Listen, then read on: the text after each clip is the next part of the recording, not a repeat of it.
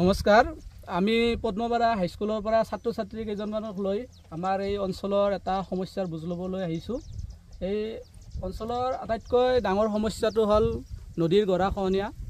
আৰু আমি সকলোৱে জানো গৰাখহনীয়া এটা প্ৰাকৃতিক দুৰ্যোগ, আৰু এই প্ৰাকৃতিক দুৰ্যোগে এই অঞ্চলৰ বৃহত্তৰ খেতি বাতি, মাটি বাৰী, ঘৰ দুৱাৰ নদীত যা নিয়াই আছে।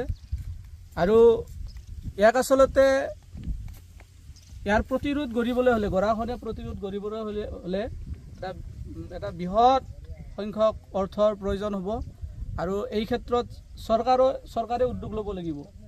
এতিয়া আমি ইয়াতে আহি গম পালোঁ যে এই অঞ্চলত গৰাখহনীয়াৰ ফলত এই অঞ্চলৰ স্থানীয় বিভিন্ন খেতি বাতি হওক বা ইয়াত কিছু স্কুল হওক এইবোৰ গৰাখহনীয়াত যা গৈছে। আৰু যদি এনেকৈ ইয়াক প্ৰতিৰোধ কৰা নহয় তেতিয়াহ'লে এই অঞ্চল এটা সময়ত নদীৰ বুকুত যা যাব আৰু এই অঞ্চলৰ কোনো ধৰণৰ স্মৃতি নাথাকিব।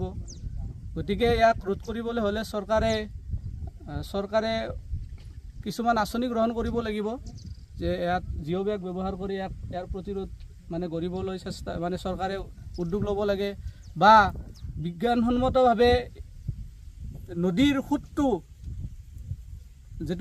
সোঁতটো যদি আমি নদীৰ মাজেৰে বহাই নিব পৰা যায়, নদীৰ মাজেৰে খনন কৰি, তেতিয়াহ'লে এই অঞ্চলৰ আটাইতকৈ যিটো জ্বলন্ত সমস্যা গৰাখহনীয়া, ইয়াক ৰোধ কৰিব পৰা যাব বুলি আমি আশাবাদী। আৰু আজি আমাৰ ছাত্ৰ ছাত্ৰীসকলক লগত লৈ আমি এই সমস্যাটোৰ বুজ ল'বলৈ আহিছিলোঁ।